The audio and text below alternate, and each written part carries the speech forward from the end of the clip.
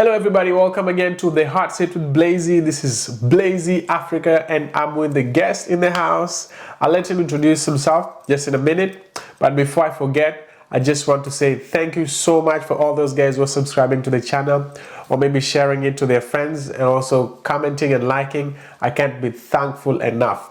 I am so happy for all the support. May you all be blessed. So today, what a surprise. I don't know how to start. This guy here, see, he looks like a very serious guy. Maybe introduce yourself. What's your name, my friend? Specialist Patrick Nimujire. Yeah, he's a specialist Patrick. Did you hear that? Specialist Patrick. And where are you from? From Kenya originally, but currently in the States. He's from Kenya, and currently he lives in the United States. Actually, he lives in Chicago. He's my friend. He's my neighbor here. So he's a very special guest for a special reason, and you're gonna know that in a minute. You're gonna find that out pretty soon. Let me just ask you. Yes. How you feeling? I'm good. Thank God. Yeah. So far, so good. So far, so good. The journey has been amazing to be where I am now. To where you are.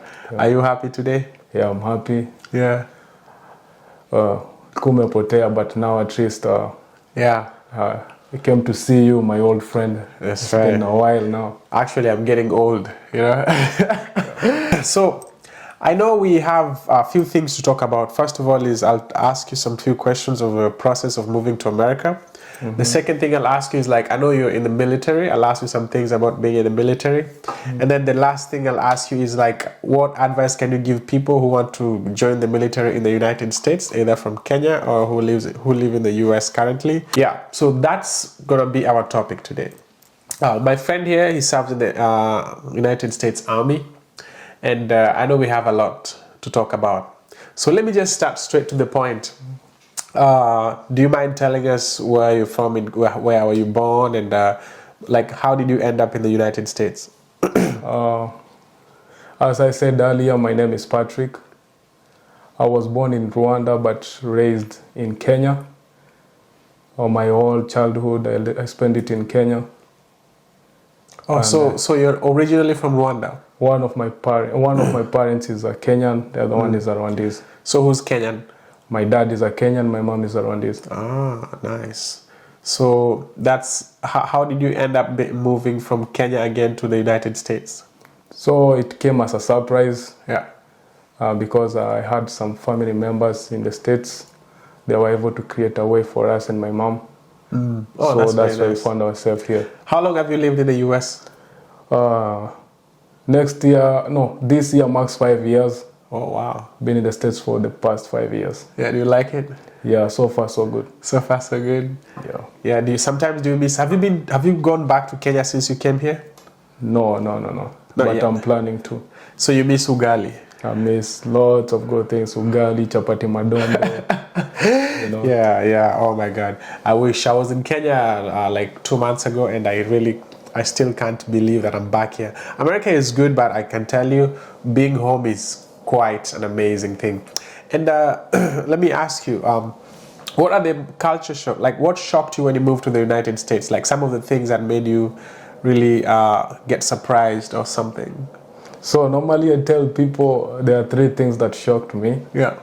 It's hard for some, it will be hard for some people to believe it, but yeah. The amount of commitment you have in the States is different from the one you have in Kenya? It's very different. For example, back at home, I used to chill and relax, and life goes on. That's right. I would call a friend, I say, hey man, yeah, send me some cash. Yeah.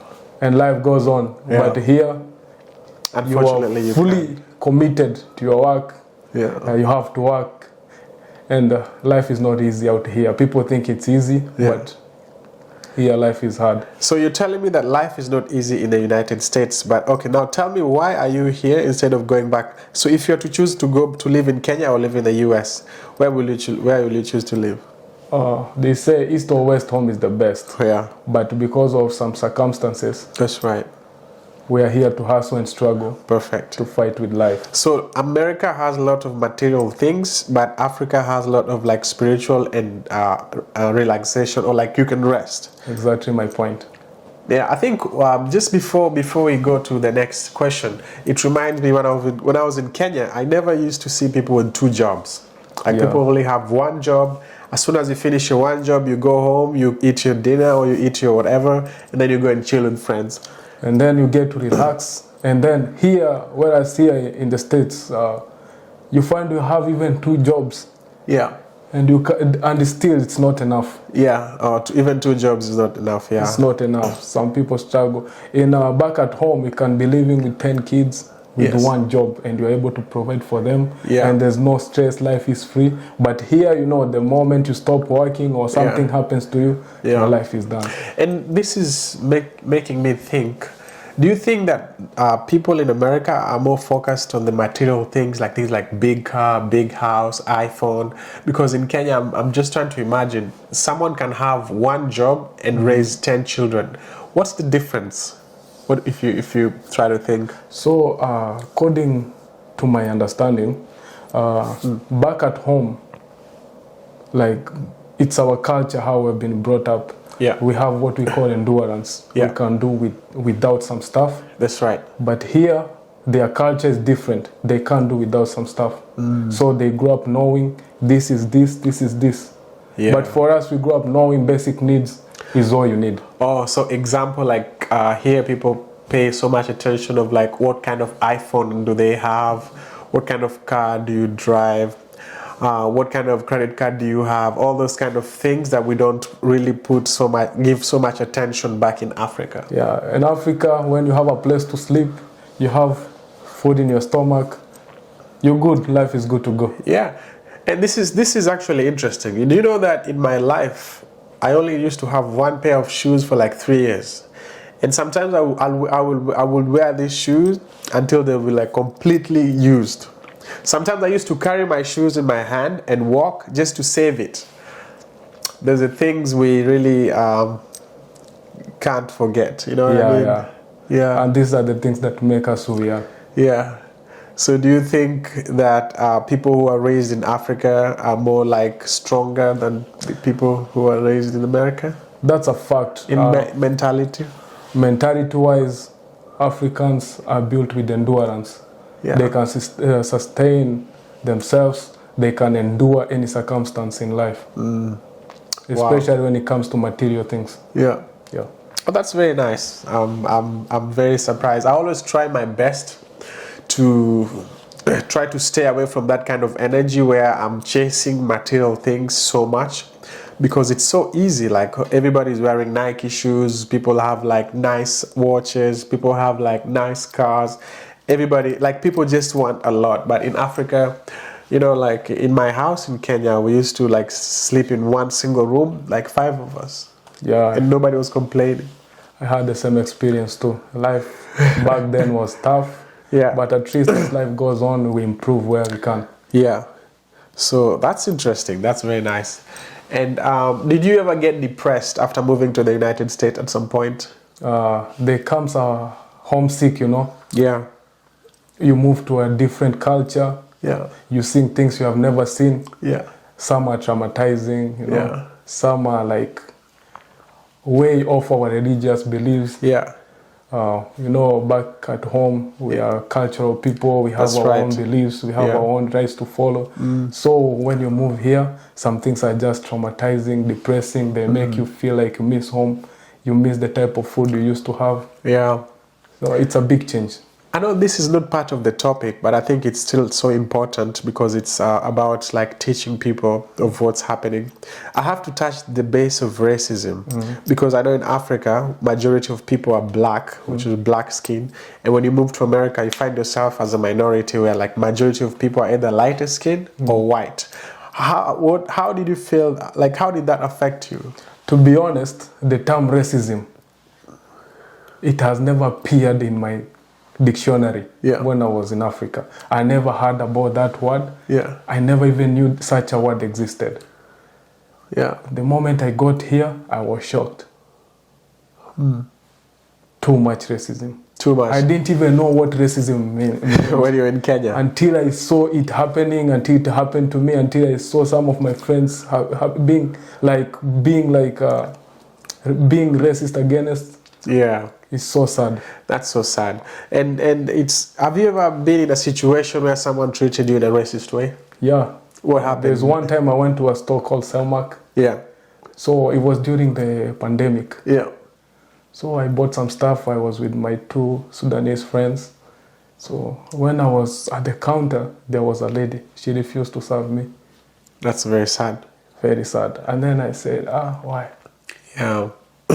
Yeah, it's very interesting.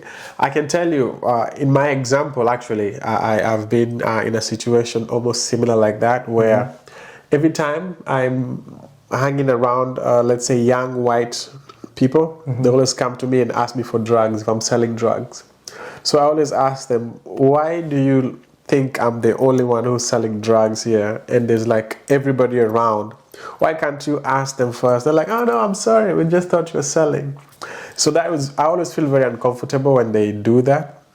Another scenario is sometimes people who are trying to show you that they love you so much until it feels awkward. Yeah. Because you're black.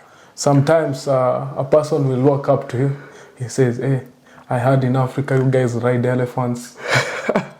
Yeah. You guys eat dog meat. You That's guys right. do what? Yeah, we run naked. It's so painful. That's I remember there's one time Yeah. at the base, I had a few friends, they said, hey Patrick, I hear you guys back in Africa, you ride elephants and you keep lions as pets. So like, I didn't know what to answer. I was like, really? Is that a type of question you should ask a fellow colleague? That's right. For me, I always feel like the only way I can answer is like, I'm like, yo, you just go read more about Africa. And listen, I'm using the word Africa because Africa was like a country back in the days before it was colonized by white supremacists who partitioned it and gave it different names. So during this podcast, when I use the word Africa, I'm representing the whole continent. If I see someone from Nigeria, if I see someone from Rwanda, if I see someone from South Africa, we as Africans, we don't care where they're from. We're from the same family. Anyway, now let's jump into your adventures, my friend. Actually, this is the main reason why you're here. The last time we talked, we were just hanging around in the area, and then all of a sudden I heard that you went to join the military or the army in the United States. Yeah. How did that come to happen? So it was a surprise. I sat down. Yeah. And then life was becoming like you're being with negative friends. Yeah. I just wanted to look for a new adventure. Yeah. So I have always loved the military. Back at home, I almost joined, but there came some problems with my mom. Yeah. She didn't want me joining the army back then. Something I like, I have an uncle who was in the military, and then I have a cousin too. My own brother is in the military. So those are the things that. So it runs in the blood. Yeah, and then it motivates you. Yeah. Being in that uniform makes you feel special, knowing you are risking your life. So did someone call you to join, or did you call them that you wanted to join? I myself made the appointment. You did make an appointment? Yeah. Wow, that's interesting, because the first time I moved to the States, I also got a similar offer, but I didn't join because of some circumstances. But first, another thing is, I always don't imagine myself being in a situation where I have to choose between killing someone or letting them go. How do you think of that? I want to hear that perspective. How can you imagine right now that one day you might be in a situation where you have to kill someone for, you know what I mean? Like, regardless for your survival or anything, but you'll have the power to either take someone's life. What can you say about that? So, for me, as a profession, I tend to look what's the best thing to do. Yeah.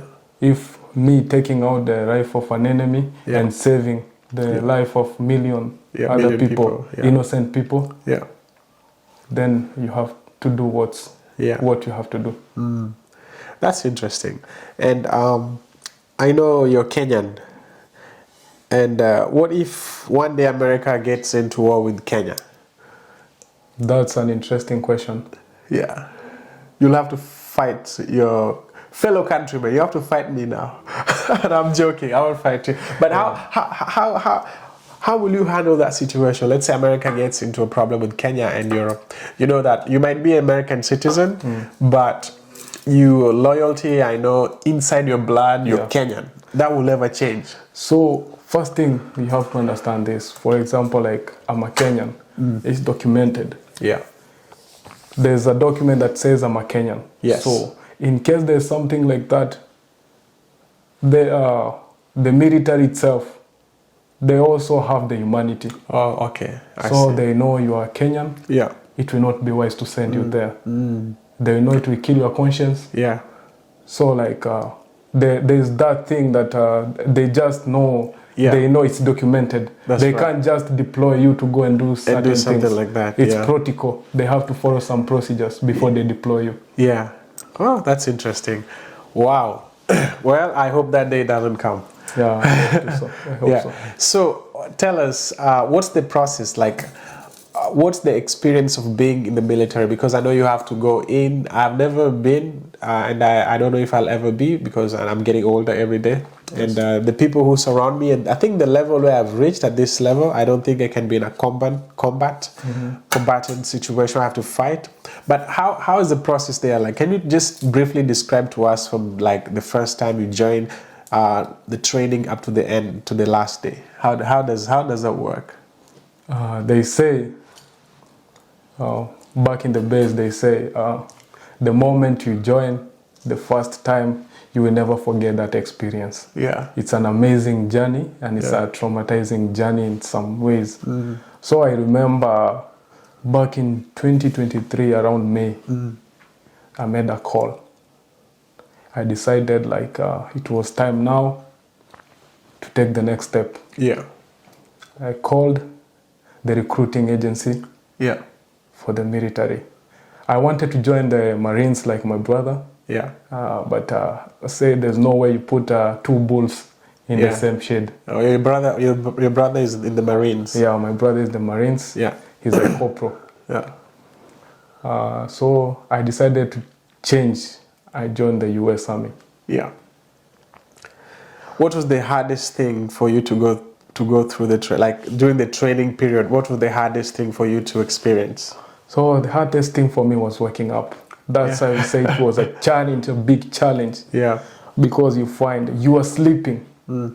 It's late, around 12 a.m., 1 a.m. Yeah. And then 2 a.m. And then suddenly a drill sergeant walks in.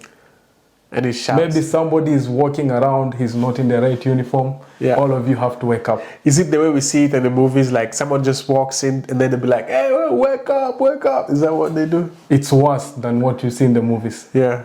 Maybe somebody was going to use the latrines and he's not in the right uniform. All of you have to wake up. Guess what? You are not sleeping again.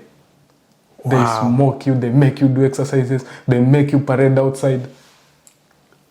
Just if you are not disciplined, you will see hell there. Yeah. How long did it take you to build the endurance and have this idea that, you know what, this is what I'm dealing with now and I have to make peace with it? Like how long did it take you? To be honest, the first few weeks and months, they were hell. Yeah. Sometimes I was sitting down and I say, why did I even join? You have that. You just feel like you regret. Yeah. Time to run away, right? Ask me if there is a way I can get out. Yeah. Especially in the first few weeks, because you're missing home. Yeah. You are in a hostile environment. Nobody cares. Yes. Nobody there. You are nothing. Yeah. Back at home, you used to be the supreme guy. Yeah, you used to be the guy, but there you are nothing. So as soon as you walk there, you're nothing. But out in the streets, you are the big OG. Yeah. Back there, nobody cares. Yeah. Wow. You think you're a tough guy, they reduce you until like you say, I'm back. I'm no longer the tough guy. Yeah. It was hard. The homesick itself, the environment, waking up every morning, being worked up, being punished for other people's mistakes. Yeah. Like, it was so bad. Waking up, having to do exercises from 5 a.m. to 7 p.m. running all the time, Yeah. drinking drinking 4 camelbacks every day of water. Wow. You have to finish? You have to finish. Wow. You have to hydrate because the humidity back there is... Yeah. And where is this happening? My training was in South Carolina. I was in 334 Delta. Yeah, and I've never been there. Is it hot? It's hot. It's really hot. The humidity itself. They don't have winter? They don't have winter, but when it gets cold, it gets a little bit cold. Yeah. But there it's too hot. Wow. That's interesting. Did it ever come to a point where you felt like you're ready to quit? Yeah, it came a point. Yeah. It came a point because the racism too. Oh, there's racism too. There was racism, but now things are good now. Yeah.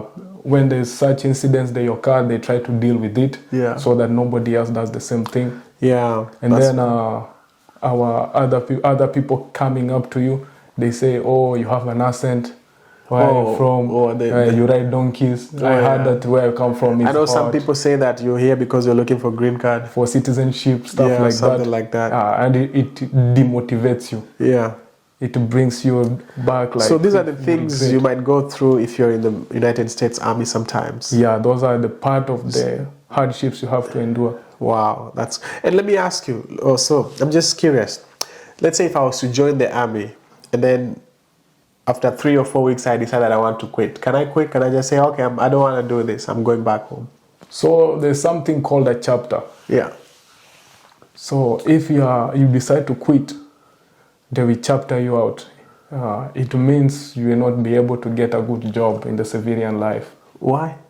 Because you have decided to quit. There's nothing a soldier hates than a quitter. In the first place, if you knew you were going to quit, why would you make people go through all that trouble, recruiting you, ensuring you have all the equipments you need?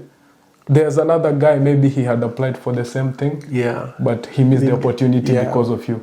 So they'll write something on your record? Yeah, there's something, you get a chapter, it stays on your record.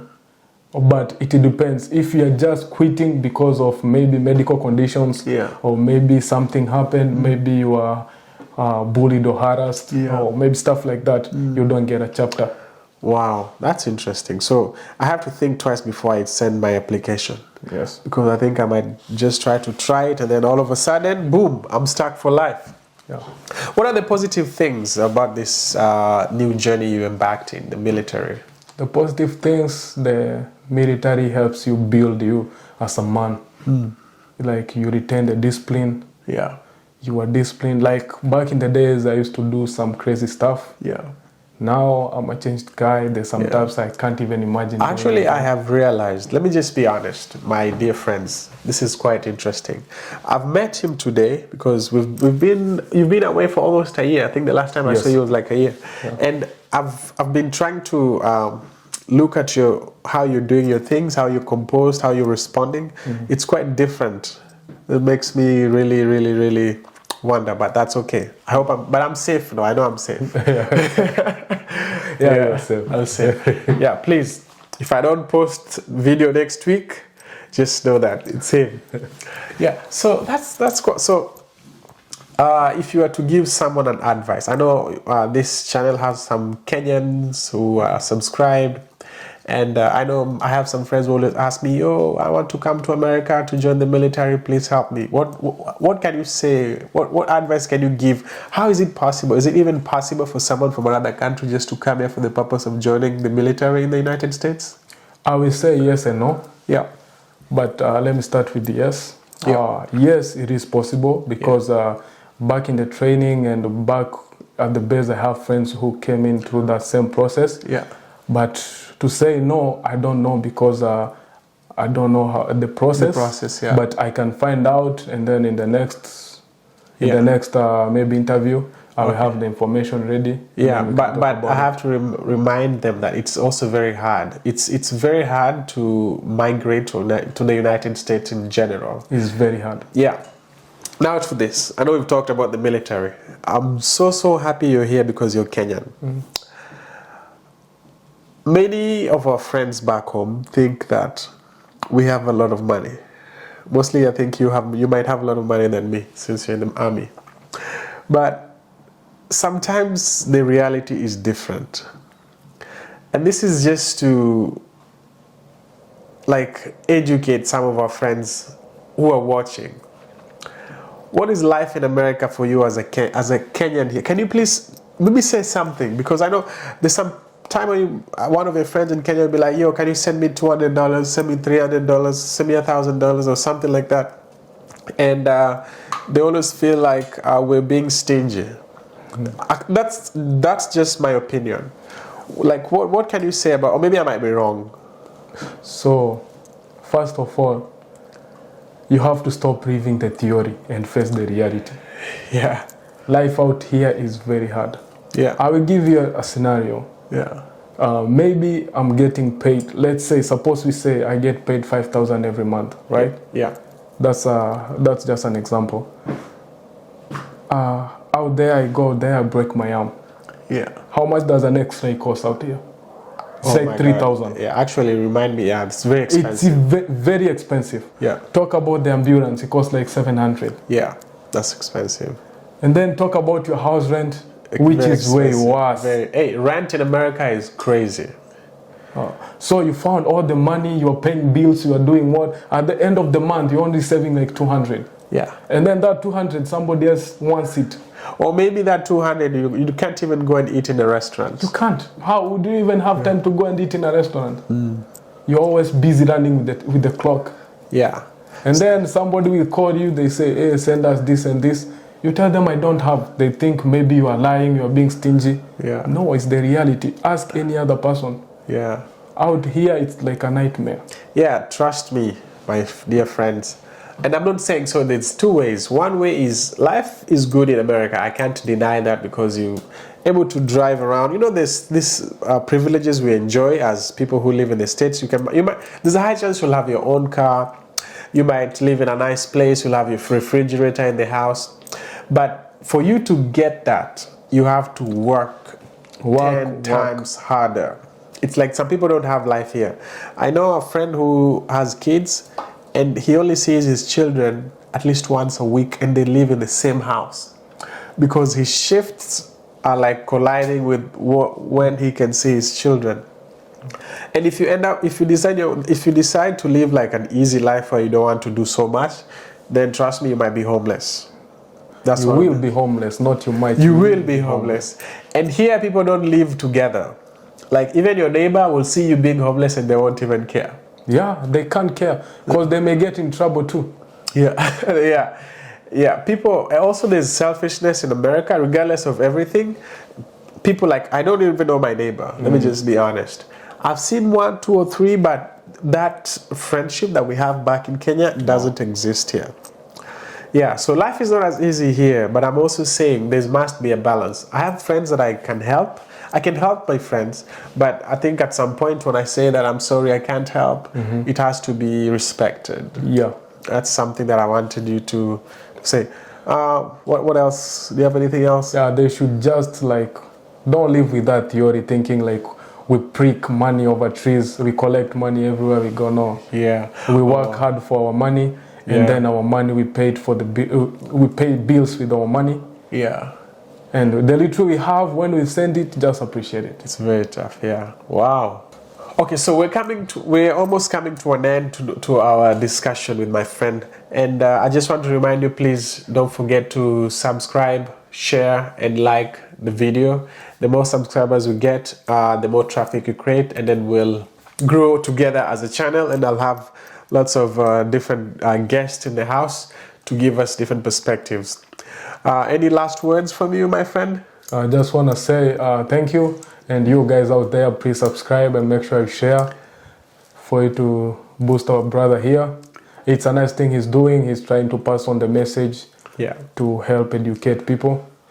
And most people don't really know this, but what he's doing is good. Out there are some people who need this kind of information, and it helps to feel being appreciated. Somebody inviting you on the show to talk about your life, to talk about the challenges you face.